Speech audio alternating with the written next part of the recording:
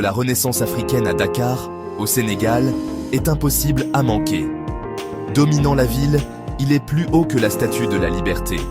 Ce géant de bronze et d'acier est un symbole puissant pour le Sénégal et toute l'Afrique. Le monument représente un homme, une femme et un enfant, le regard tourné vers l'avenir. Il symbolise la lutte de l'Afrique pour la liberté et le progrès. Depuis son achèvement en 2010, le monument est devenu un lieu populaire aussi bien pour les touristes que pour les habitants. C'est un lieu de fierté et de mémoire, nous rappelant la riche histoire de l'Afrique et son avenir prometteur. Le monument de la Renaissance africaine n'est pas seulement une structure, c'est un témoignage de l'esprit indomptable d'un continent. L'idée du monument de la Renaissance africaine est venue d'Abdoulaye Wade, l'ancien président du Sénégal. Il souhaitait créer un monument qui célébrerait les réussites de l'Afrique et inspirerait les générations futures. Wade pensait que l'Afrique avait été freinée par son passé et il voyait le monument comme le symbole d'un nouveau départ. Il voulait que ce soit un rappel que l'Afrique avait le pouvoir de façonner son propre destin. Le monument a été controversé dès le début, certains critiquant son coût et d'autres remettant en question sa conception. Cependant, Wade était déterminé à concrétiser sa vision et il a poursuivi le projet.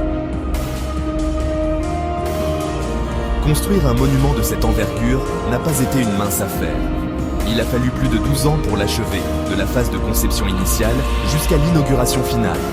Le monument a été conçu par l'entreprise nord-coréenne Mansudae Overseas Projects, connue pour son expertise dans la construction de monuments à grande échelle.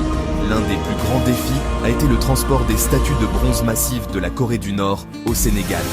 Les statues ont été expédiées en pièces détachées, puis assemblées sur place. Le processus de construction a été une merveille d'ingénierie, avec des ouvriers sénégalais et nord-coréens travaillant côte à côte. Un autre défi a été les conditions météorologiques difficiles à Dakar. Le monument est situé au sommet d'une colline, exposé à des vents forts et aux embruns de l'océan. Des matériaux et des techniques spéciales ont dû être utilisés pour garantir que le monument puisse résister aux éléments. Le monument de la Renaissance africaine est plus qu'une simple attraction touristique. C'est un puissant symbole d'espoir et de progrès pour le Sénégal et tout le continent africain. Le monument a été critiqué par certains, mais il a également été salué pour son ambition et son message d'espoir. Pour de nombreux Africains, le monument représente une rupture avec le passé et un engagement envers un avenir meilleur.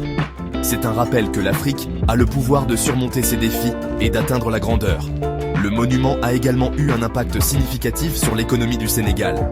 Il est devenu une destination touristique majeure, attirant des visiteurs du monde entier. Cela a créé des emplois et stimulé l'économie locale. Le monument de la Renaissance africaine témoigne de l'esprit indomptable d'un continent. C'est un symbole d'espoir, un phare de progrès.